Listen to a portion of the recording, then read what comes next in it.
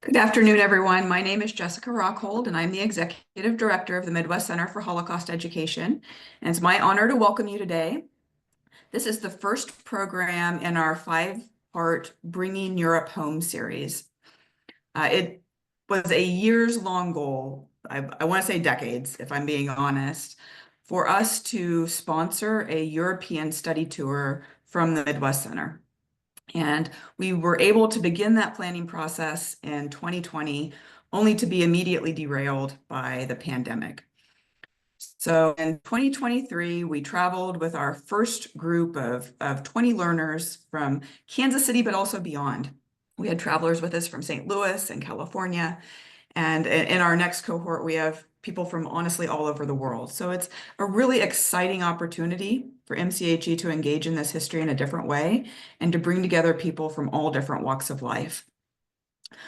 We worked with our tour provider to customize a trip. And it was the first trip in their company history that focused on sites of Holocaust history and Jewish memory in the way that our trip does. At MCHE and professionally, just Shelley and I personally, we're really firm believers that understanding geography and being in the physical space where these events that we study took place serves to elevate our understanding. It demystifies the history. It helps us to imagine less and understand more. And to really accentuate that learning, and just a fundamental part of everything that MCHE does, it's all educationally based. So our learners went through 7 pre-trip learning sessions where we examined in depth the locations that we were going to visit. We studied the exact history of those locations and really maximized the potential of what we could do once we were on the ground. So the limitation of that is that we are only able to travel with a small number of people. And it was essential to us that we continue to bring that learning home to our MCHE community. So this series is the first and what will then be a biennial offering following each travel experience. The following year, MCHE will offer this series that brings that learning home to all of you here. So what we're going to be doing over the next 5 weeks is sharing with you 2 primary pieces of that learning. One is some of the pre-trip teaching that we did with our travelers. We want to share with you the history and the fundamental importance of the locations that we visited, and then also share with you what we saw and what impact that had on the people who traveled with us. And so to that end, at the end of each of our sessions, we are also going to be joined by 1 or 2 of our travelers from the previous year to tell you a little bit about what their experience was like and to just give you a glimpse into what that meant for them. So tonight, this afternoon, actually, we're going to be joined by 2 people. One is Steve Cole. He was one of our travelers in 2023. Steve is the son of German survivors, Ilse and Walter Cole. He's also our MCHE board president and a very active member of our second generation community. And more immediately, I'm going to hand off now to MCHE's historian and director of education, Dr. Shelley Klein. She is also a European travel enthusiast, and she's going to share with you everything that we can about our first stop in the 2023 itinerary, Munich, and its really significant role in the rise to Nazi power. Thank you, Jessica. Thanks to all of you who are joining us this afternoon. I will share my screen and we will get going.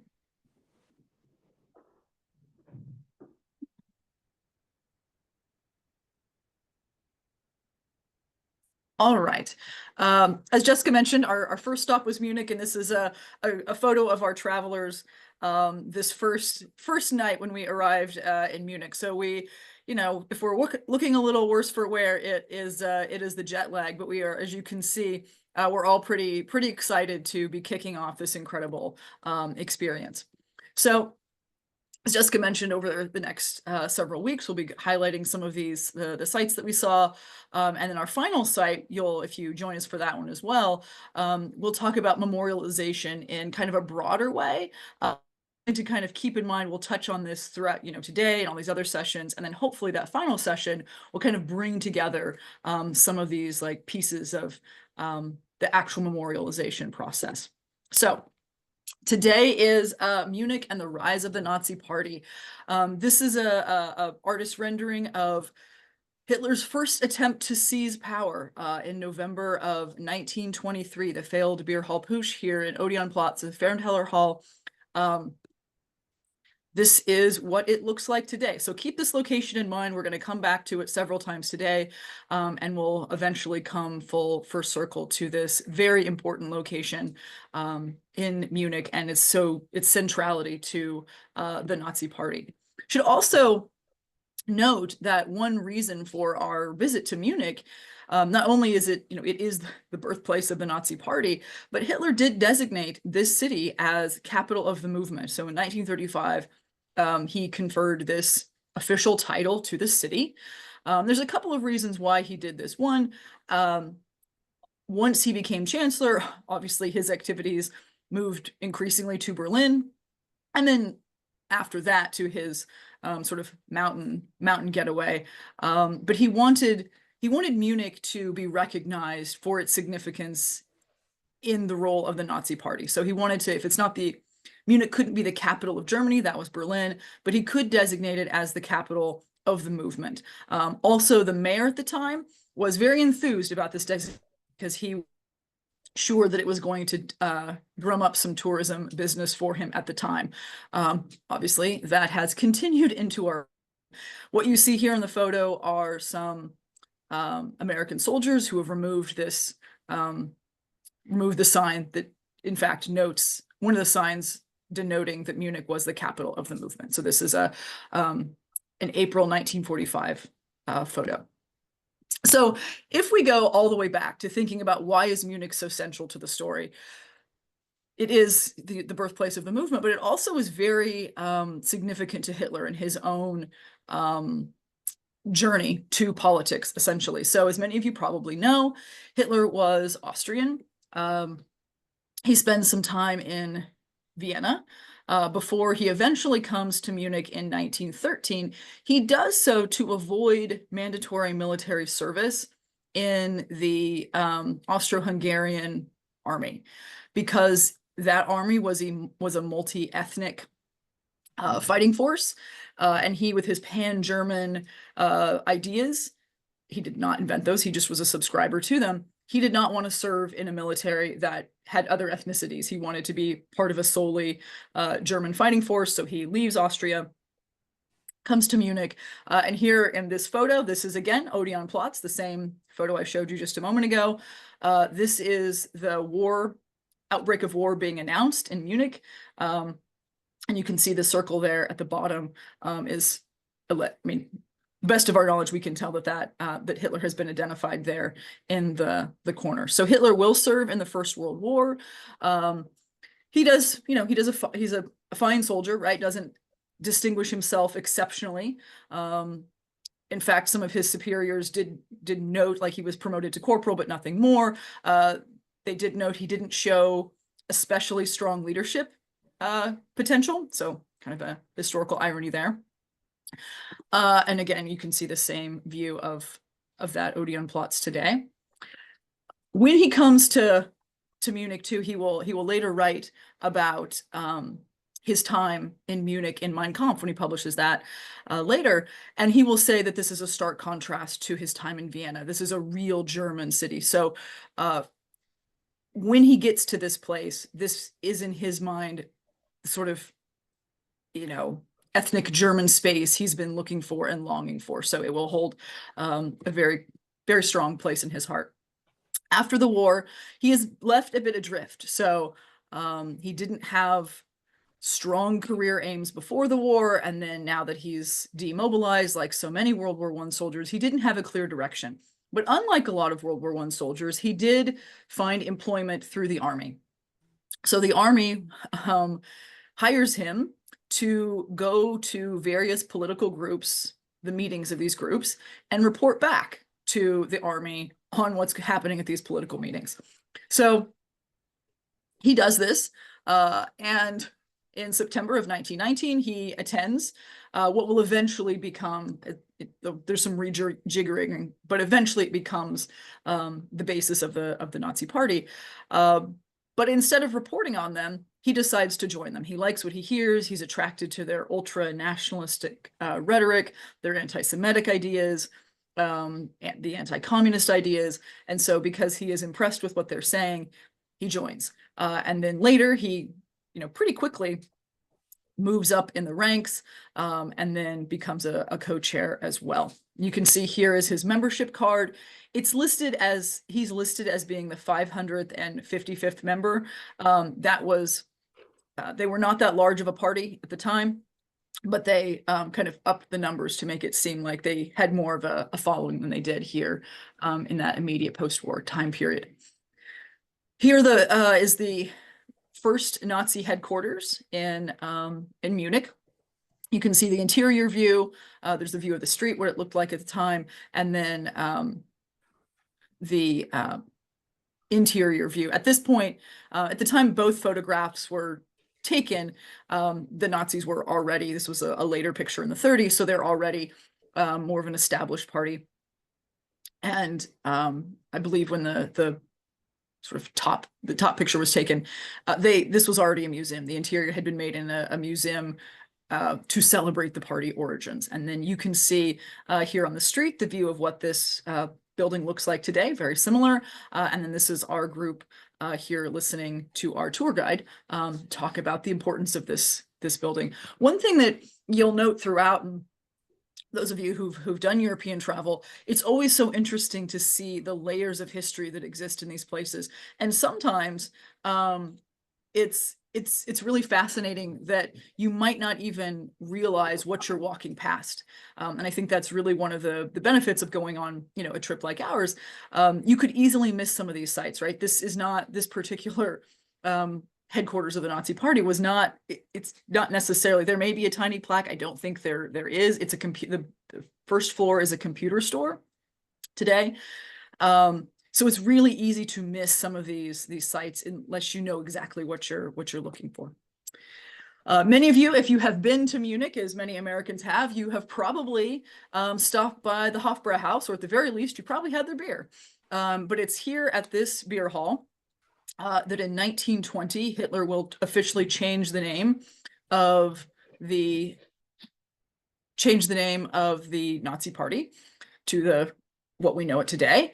And he also will outline his party platform, the 25 points. That's the first time that he announces this platform, which it's a platform that in some ways, many Germans could get behind. It calls for overturning the Treaty of Versailles,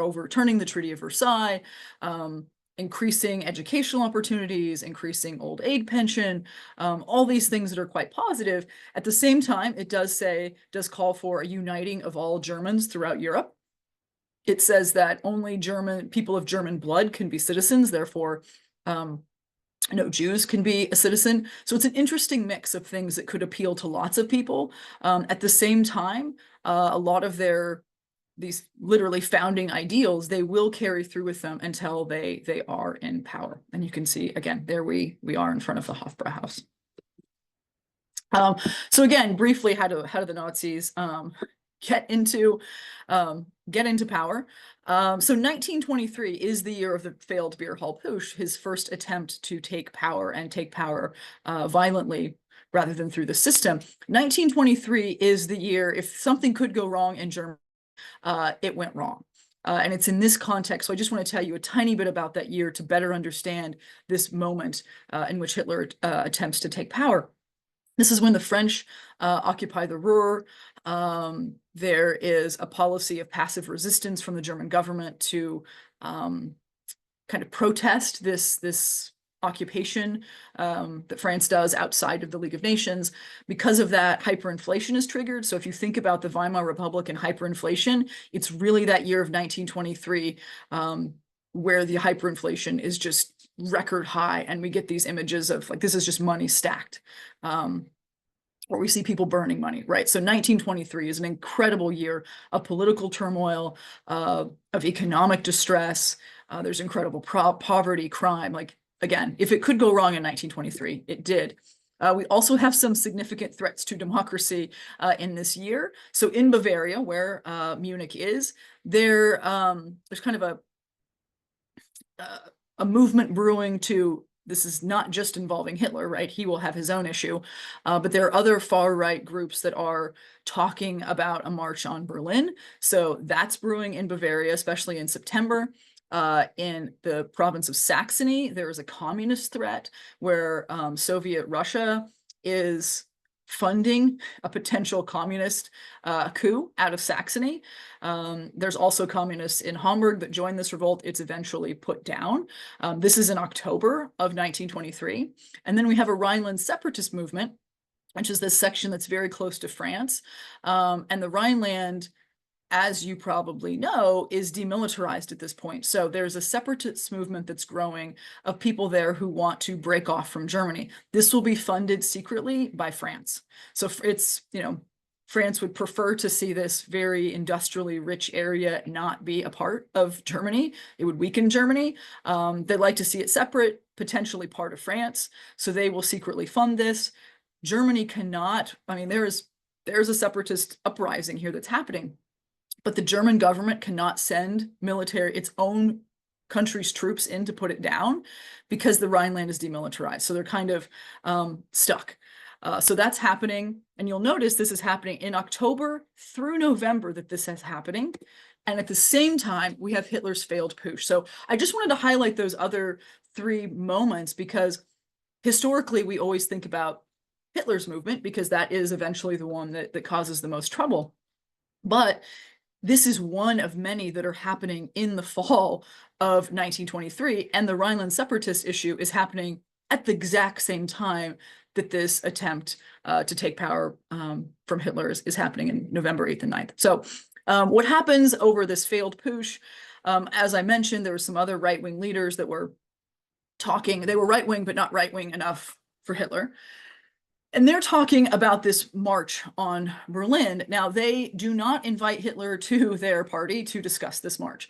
So he is obviously upset about being left out of this power discussion. The Nazi Party was more of a much more minor party than these other groups. One of the men in charge, who was Karl Ritter von Rott, he was one of the people who was he was in charge of Bavaria at the time. So he definitely had some power. Hitler crashes the party at 8:30, comes into the beer hall where this meeting is being held. He takes the three leaders hostage, takes them to another room, and forces them at gunpoint to support his position and his march on Berlin. So what he's essentially looking to do over the course of this evening is take over the city of Munich and then march on to Berlin, much like Mussolini had marched on to Rome. So this is what he's envisioning. Once he is, these men agree at gunpoint, sure, yes, we'll support you. Then he leaves them in Ludendorff's care. You can see Ludendorff here, World War I hero. And Hitler goes on to make arrangements for taking over the rest of the city.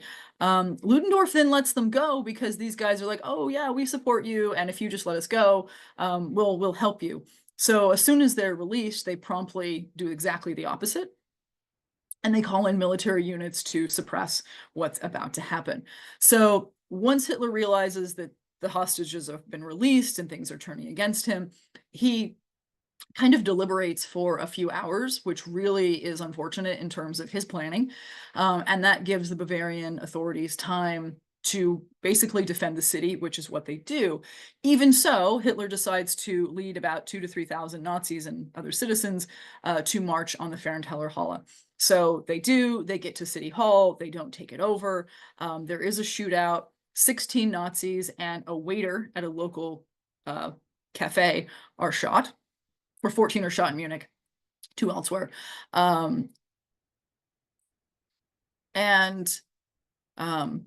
It's over. Hitler learns a lot from this failed attempt at power. He failed to secure the proper communications. He relied too much on Ludendorff. So he learns a lot from that. He will be put on trial for this attempted coup. He's lucky that it didn't get outside of the city of Munich, because it basically, even though it is treason, it was not, it kind of stayed a kind of a local offense as opposed to something larger. He's also very lucky that he's tried by a Bavarian court, not a special court that had been set up previously by the Weimar Republic in Leipzig. And that court was specifically to try like political crimes, crimes against the state. So he's able to be tried in this local court, which is very advantageous, because judges in the traditional legal system had been appointed really under the imperial system, under the system of the Kaiser, and tended to be very sympathetic to right-wing dissidents who were attacking the Weimar Republic. So they tended to be sympathetic, especially if these people claimed to be acting with patriotic motives. And of course Hitler did. And he takes advantage of the judge's kind of lenient position and uses it to really, rail against the Weimar Republic and outline his political views. So it really is kind of an advantageous moment for him. He is sentenced to 5 years of prison. He will only serve 8 months. It's a pretty cushy prison sentence. He's there with some other who were involved in the putsch. So again, convicted of treason, but he's out relatively quickly. He is prohibited from speaking until 1927, and the Nazi Party is technically banned until 1925. And here you can see, this is a photo of him and some of his fellow prisoners in prison. So they're wearing their own clothes. He had access to like a larger cell, so it was not a terrible 9-month stay. He does learn several important lessons here from this failed attempt at power.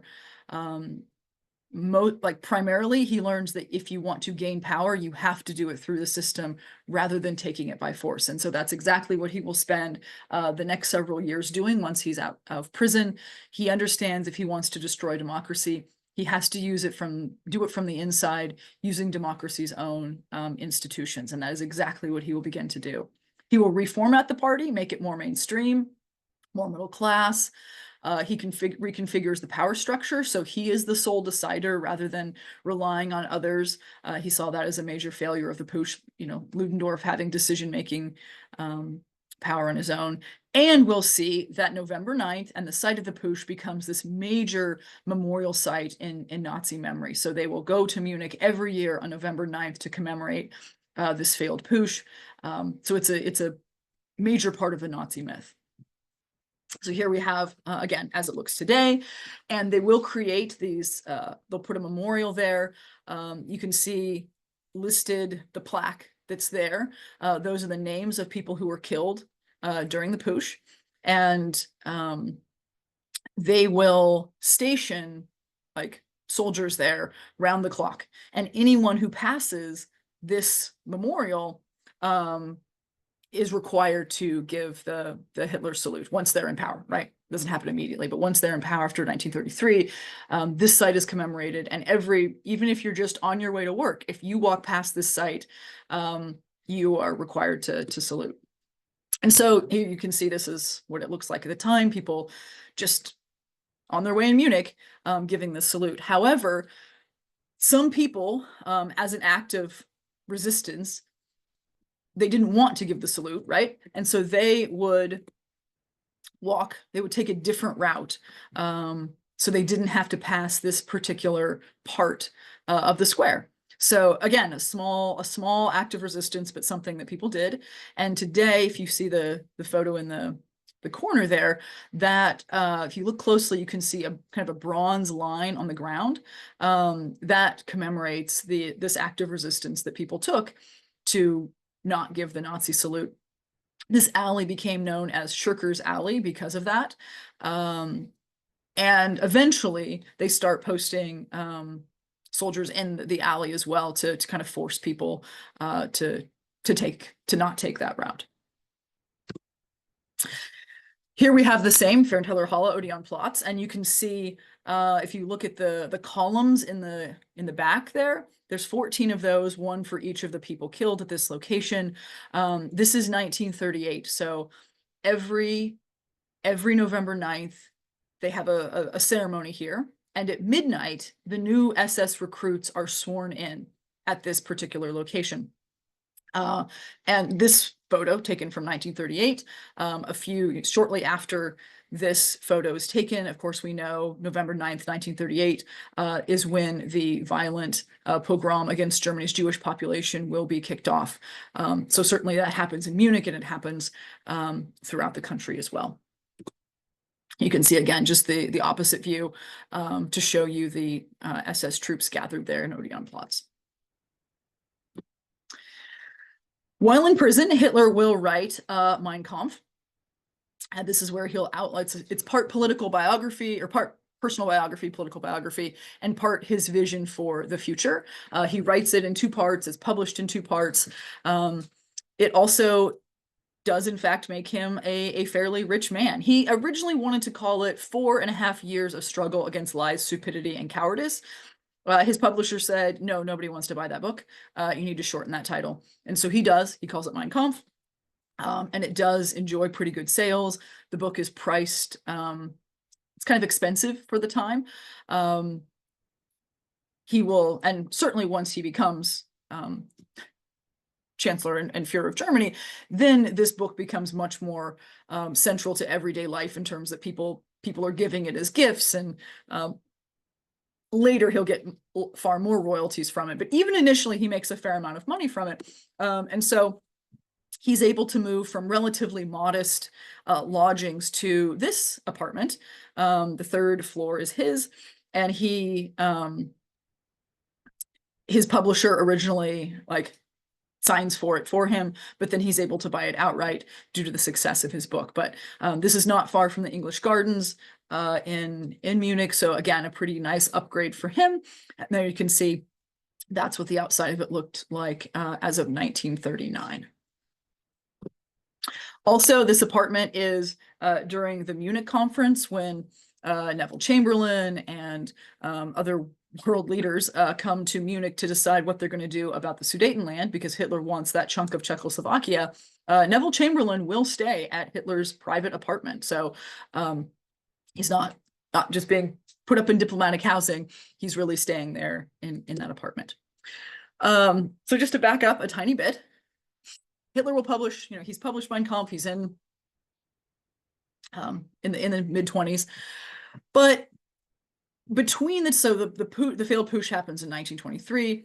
In 1924, things start to get better in Germany, partially because America lends Germany a bunch of money, and so the economy stabilizes. And what we see over the next several years until 1929 is a really incredible period within German history that is often forgotten about. We don't talk about this golden age of Weimar where, there was a real flourishing of culture and art and literature and science, and really incredible things happened during this period. It's at the same time that the Nazi Party is going mainstream. So they are moving from a more paramilitary group to something, as you can see there on the bottom. This is one of the beer halls of Munich. This is a really middle-class group of people that have gathered here. There's a lot of women. Women were given the right to vote under Weimar. The Nazis are good at softening their image during this period. So while the Nazis are softening their image, the golden age of Weimar is happening. And then the US stock market crashes in October of 1929. Of course, that will then drag down the German economy as well as we call in our loans. So it's in this moment of the Depression that Hitler finally gains his foothold. So the communist parties get a foothold and the Nazi party starts to gain in popularity. If you look at this is a chart showing you the number of seats that the Nazi party has in the Reichstag. You can see before the Depression, 1928 there, they barely have any seats at all. But following that, you can see they start to gradually gain seats. What follows, just some electioneering here. You can see broadly the Nazi Party during this period is trying to appeal to people who need food and work. And so while their anti-Semitism is always there, it's something that never goes away. They also will highlight things that many Germans could get on board with, especially again, during a time of depression. And they are also good at targeting all these segments of society. So workers and farmers and students and women, they will specifically campaign for each of those groups. It is the election of 1932 that will eventually bring Hitler into power, and comes to power legally. The election of November of 1932, the Nazi Party gets only 36 or 34% of the vote. In the July election, they had 37. It drops a little a few months later, but the highest percentage that they ever get is 37. They're not the majority party, but they are the largest minority party. And because of that, their leader is able to be appointed chancellor. Hindenburg did not want to appoint Hitler chancellor. He thought he was too radical, but he'd put it off in July. There was no more putting it off. And other people said, if he becomes part of the government, there's a chance he could become more moderate. Obviously, he did not. But what we can see is that now he has come to power entirely legally, right? So he himself was not personally elected, but then enough Nazi seats were given by election, so he is the chancellor.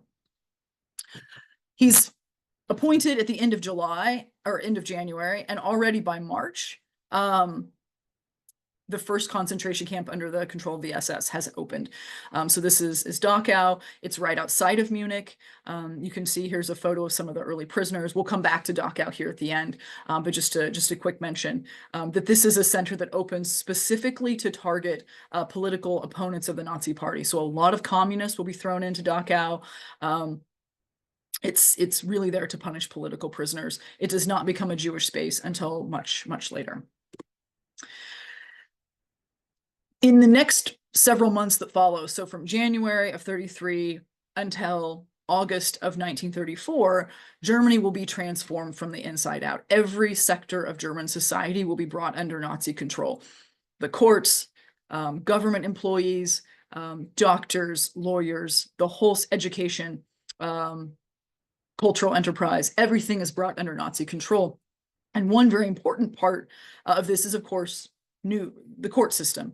So there's the traditional court system that will stay in place, and then they will establish new courts specifically to deal with political crimes and crimes against the state. These could be treason, they could be espionage, sabotage, they could also be telling a joke about Hitler or the Nazi Party, defacing a swastika.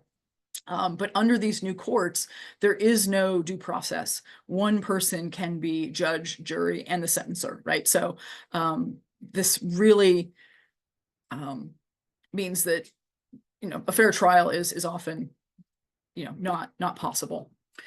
One of the other sites that we visited in Munich are some individuals who were in fact tried under these special courts. At the University of Munich, we saw the White Rose Memorial. Many of you know about Hans and Sophie Scholl and their resistance group of the White Rose, where they were university students who will start distributing pamphlets calling for students and other Germans to reject the crimes being done in their name. This is the atrium in the University of Munich, where they were distributing pamphlets secretly. And it was here that a janitor saw Sophie Scholl and some of the others distributing these pamphlets and turns them in so that they are arrested and then interrogated by the Gestapo and eventually tried and executed by one of these special courts. As you can see here in this atrium, this is a working university. So it's kind of an interesting thing to know that this particular space has such historical significance. And yet, if you look closely, you can see there are students down in the bottom of the corner there with their backpacks going about their university activities. There's also a bust of Sophie Scholl commemorating her in this particular space. And there is also a small museum in this building that documents the history of the White Rose, their pamphlets, some of the material, or like the equipment that they used to reproduce these flyers. So then to pick us up with the Nazi Party itself, even prior to their coming into power in 1933, they're moving up in the ascendancy here. So if you see like the date of this new headquarters, this is much nicer and bigger than the little alley building that they were working with, alley beer hall they were working with before. This is a neoclassical building that is renovated for them. And you can see 1931, that's when they're starting to really gain some seats. And this is in a really nice district of Munich. So again, they have more money, they have more followers.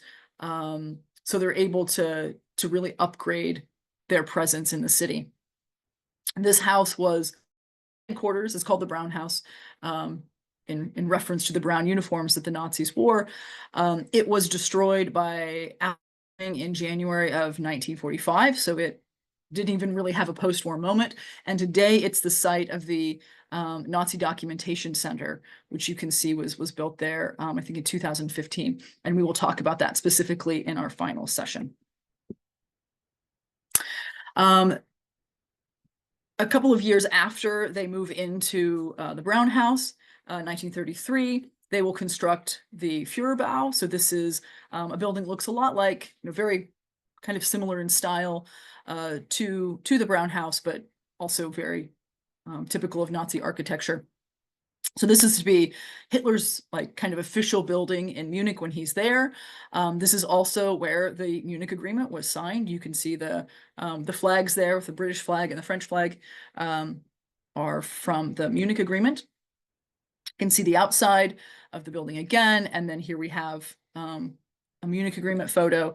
And then in 1945, when the Americans take it over, it's turned into, it's called the American House.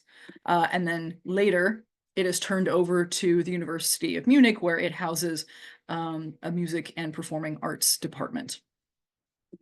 You can see the outside. This is what the interior looks like of this building. It's largely remained the same. I took this photo.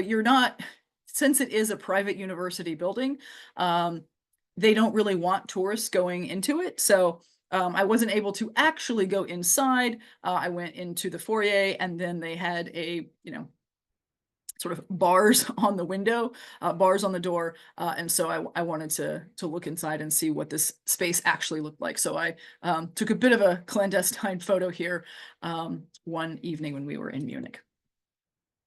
Right next to, across from the Führerbau are these temples of honor that were constructed to honor those who were killed in the failed beer hall putsch. So you can see them there. And there's a better view. You can see on the larger photo is during Nazi times, they're having a ceremony. And then the top photo is post-war. The American army will eventually blow it up. And then today you can see the ruins that are left. And then today, the documentation center, and you can see ruins out the window. All of this is adjacent to Koningsplatz, which is, you can see this photo on the right is from the 1920s. So this was just a traditional gathering ground in Munich. And then you can see the bottom photo, the Nazis kind of do some work on it so that they pave in those grassy places so it can be used as a site for them to march. And then today, the top photo, it has been now returned to that previous form.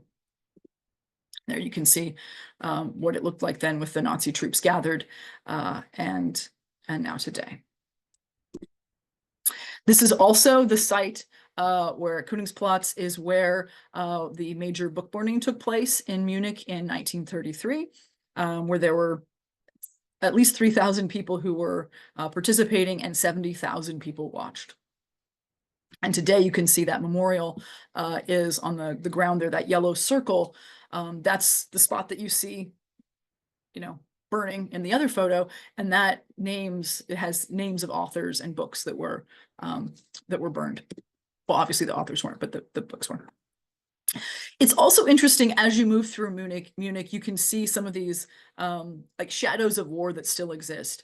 That column there's sort of bullet holes from the war, and the city has made a conscious decision to not fix those, right? So they could have easily repaired them, but there's several buildings that still bear these sort of scars of war, and the point is to leave them as a memorial and a reminder of the city's, what happened to the city during that time and the city's role in the war. And the coins you can see there, this was a sort of an antique store that we passed when we were walking on the street. And if you look closely, you can see these little red dots on the coins, because those are swastikas. And so it's illegal to sort of display swastikas in that way. So they technically have to be covered. Another, we just passed this actually when we were on the bus. This is the Museum of Modern Art in Munich. It was constructed by the Nazis. It's a modern art museum. It was a modern art, or it was an art museum then. It is now a modern art museum. It was also the site of the Great German Art Show in 1937. You're probably more familiar with the Degenerate Art exhibit that happened like basically in a museum across the street. And it drew, I think, 2 million viewers. 2 million people attended the Degenerate Art Show, and only 400,000 attended this Great German Art Show here in this art museum that is still in existence today.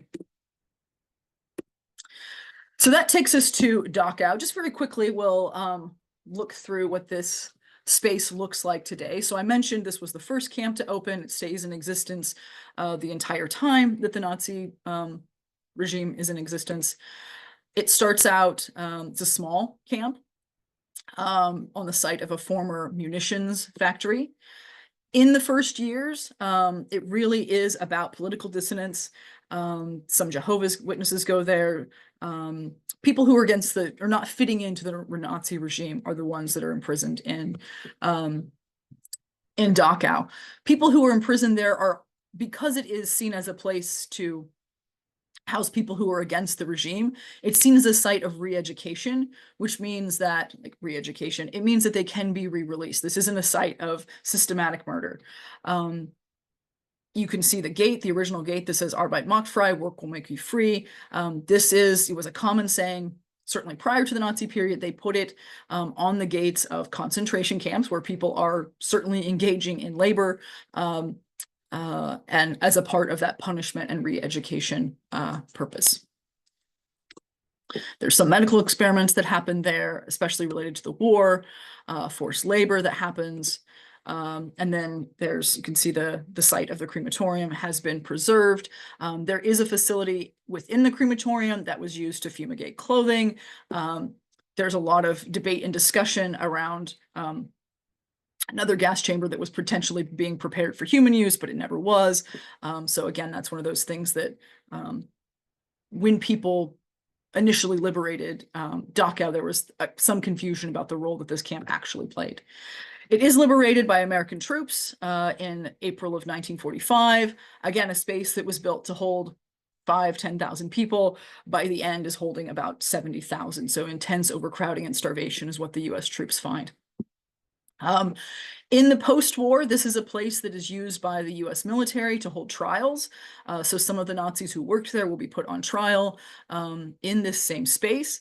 It's also briefly used as refugee housing for displaced persons, specifically German-speaking people from the Sudetenland or parts of Poland who were then expelled following the end of the war. And they're expelled into Germany, even though they hadn't lived in Germany before. And so until they can find housing, Dachau is a place where they live. They will eventually tear down the barracks in 1962, and it opens as a memorial site in 1965. You can see here some of the survivors that have come back for this dedication, along with the dedication of this memorial sculpture. And then changes are made to the site, throughout this post-war period. New exhibition space within the sort of the headquarters building was turned into a museum. That's undergone a major upgrade. And then in 2009, you can see on the top there, they put in a new visitor center as well. And I On the bottom, you can see what it looks like today with visitors. And I included this picture. You can see there's a truck there. So it seems kind of odd when you think of this space. And often, I always say when you're visiting a space, so often you want like, oh, there are people in my picture, like they're like ruining my photo, or I want this to be like it was. And, these spaces, these are places that were inhabited by lots of people. And so in some ways, to have people in the photo, is much more in keeping with the space, right? To have it completely empty is not how the space was, it was at the time. And when we see things like this maintenance truck rolling through Dachau, it's a good reminder that these are sites that do have to be maintained, that there is, and we'll talk about this in the last session as well. While these are very important sites of memory and places where that we need to, somberly visit them, they are sites that need perpetual upkeep. And so you do, when you visit, you do see some of that real life day-to-day of these spaces. As I mentioned, this was a place too that had lots of different groups of people who were there. There isn't a significant Jewish presence in Dachau until the death marches at the very end of the war, where places like Auschwitz are being evacuated into the interior of Germany ahead of the Soviet army. And so for the majority of Dachau's history, there isn't a significant Jewish presence. So we do see a lot of memorials to other victims groups who were incarcerated there. And then, of course, in the spring of 45, we get this massive influx of Jewish prisoners who end up, and many of them die there. So you can see just some various memorials on the site to these specific victims groups. And then lastly, to end where we began, this is Odeonplatz, the Fernteller Hall, the site of the Putsch, right? The site of all these major things. And here we have, this is from 1945, May of 1945, someone in Munich, a German citizen, has graffitied this specific place and said, the land of Dachau and Buchenwald, I'm ashamed to be a German. So again, I think that's an interesting point to kind of end on if we think about this one location and its significance to the Nazi Party and its relationship to Munich, and also thinking ahead to what we'll talk about in our final session about memorialization and how people in Germany today deal with this aspect of their history. So I will stop my share, and then for our final minutes, let's have Jessica and Steve join us to talk a little bit about the firsthand experience of the trip. Steve, I thought you've been to Germany many times. You have certainly lots of experiences in that country. And I wanted to ask you, how was it that the experience on our trip with MCHE, how did that differ from previous experiences you'd had in the country? You're gonna have to unmute. Good. Can you hear me now? Yes. Great. Shelley, our previous trips to Germany were all family experiences, one way or the other. The first time I went with my parents in '84, that was almost just a recollection of their good times, so to speak. They really didn't want to go down the road of what happened. The kind of a roots tour, as I refer to it as.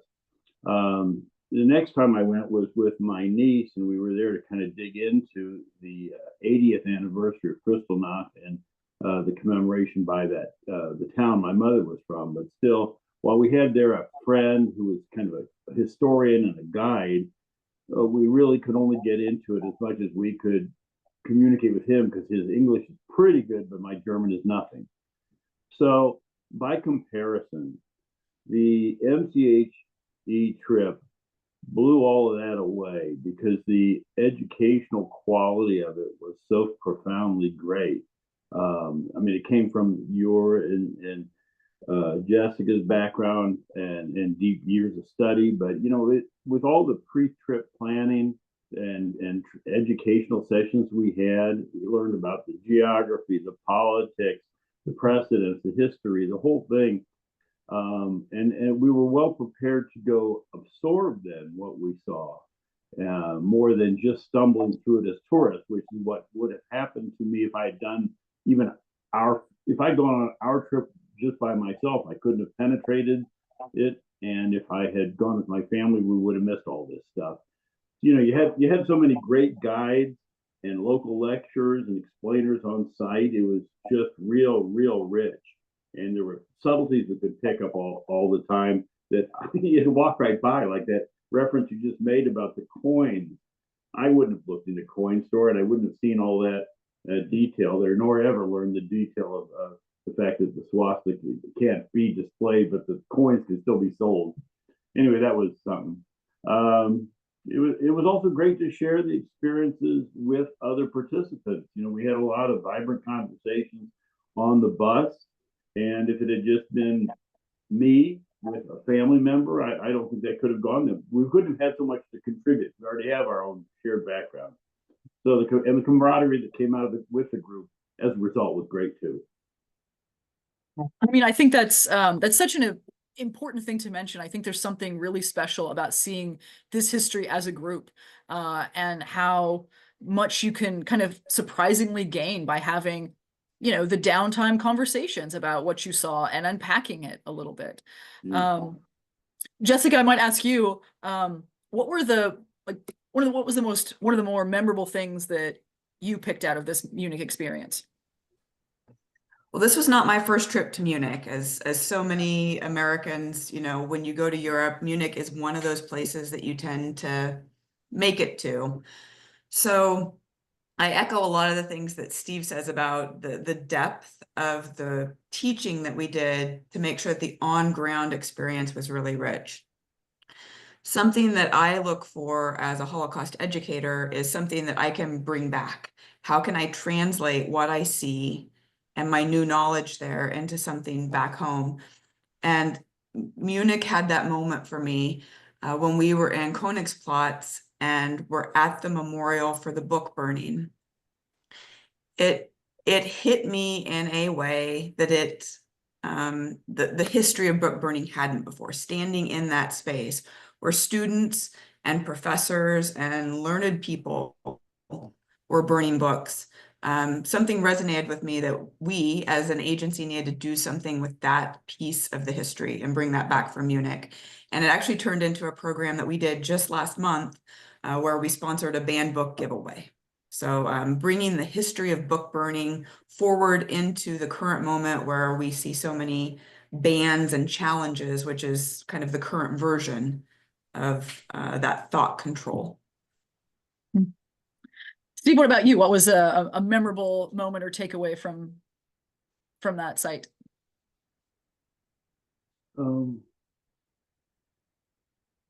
You know, I hate to say it, but it's all so much. I can't come up with one thing for just that. Every corner we turned was something really eye-opening. The irony for me is that our two sons just got their plans coordinated such that they could be in Munich for Oktoberfest, and they had just 28-year-old and 30-year-old fun. I couldn't sell them on penetrating much of this material there, even though they walked by the sites you talked about. Yeah, and I think that's true for so many Americans that they're there for some other reason, and you really have to make a point to look for this history because it certainly is. It is there. As Jessica mentioned, this wasn't my first time to Munich either. I'd been there before. What was interesting to me was to see how some of these sites have changed over even the period of time that I'm visiting them. So, the first time that I went to Dachau some years ago, there wasn't that new visitor center. There wasn't food on site. And you may think again, oh, you shouldn't have food at a concentration camp. And well, no, you shouldn't. But people are there all day long. So they do have a small cafe set up outside the grounds because previously on my previous visit, they just told you if you wanted to bring food, you just had to carry it in with you. And so that resulted in people literally eating on the grounds of Dachau. And so they very consciously made this choice to move that outside the actual memorial space. So I always think it's interesting to see even in the span of 20 years, how are these sites transforming? How are they becoming more professional and more sensitive to travelers like ourselves who are looking to go there really to remember what happened there. And I think that's it's impressive to see the steps that they're taking. Any other highlights that the two of you would like to share? Well, I just have to reiterate that without the organization and the carefully selected guides that you guys got, we we never would have found out about much of this stuff and never penetrated it. Given the subject matter, I just don't think a lay tourist could identify a tour guide capable of going into this material so deeply and thoughtfully. It kind of seems like a call no one would answer, so to speak. Yeah. We got a lot better material because of that. Thank you. I think one of the things that's interesting about the approach we took is that it is not tourism, right? Yeah. There is a phenomenon of dark tourism, shall we say. And we were very mindful and purposeful about making sure that we layered in the education so that it was not just visiting sites of atrocity, but it was really equipping people to take it in on a deeper level that Steve has alluded to gaining. And, I think about the process that we went through, Shelley, some of your conversations with our tour company, where I believe your response to them was, I need less castles and gardens and more war and more Holocaust, right? That there is a tendency, this is not the typical experience you would get unless you go with a Holocaust center or create something like this yourself. And for those of you that are going to be with us through other sessions, you're going to find that we went to places that aren't open to the public.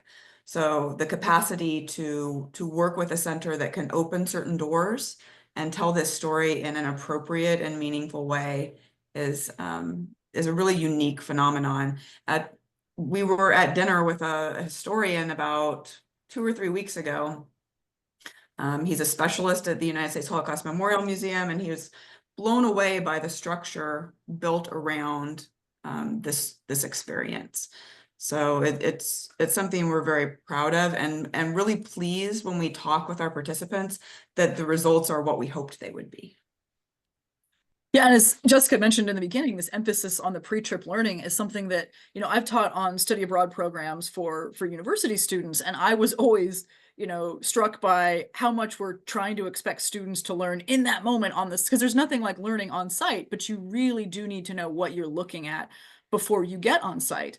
And then marrying those two together really makes it, yeah, you know what you're looking for. And then of course, when you come back, from the experience, then you're able to know what you want to research more. And I think that that's been very meaningful for a lot of people, that it gave them a good baseline of knowledge, and now it's encouraged them to continue their learning. I think it's also worth noting that we had some people on our trip, and I assume this will happen frequently because Munich is one of those places that Americans go, but so many of our people had traveled there, and several of them had lived in Germany and specifically in the Munich area, and added some depth to our conversation, being able to tell us what it looked like in the 70s or the 80s, because as we know, the history is the history, but the expression of the history changes sometimes through time. And how this memorialization has shifted over the years, they added really valuable insight there. Yeah, and that's just, as Steve mentioned, like that's where some of those on the bus conversations that we had. So yeah, you may think like, oh, hours on the bus, what are you going to do? Well, certainly recover because you're going to be tired. But also, this is a really great time to hear from, hear the experiences of other travelers as they experienced it in previous times. Yeah. Okay.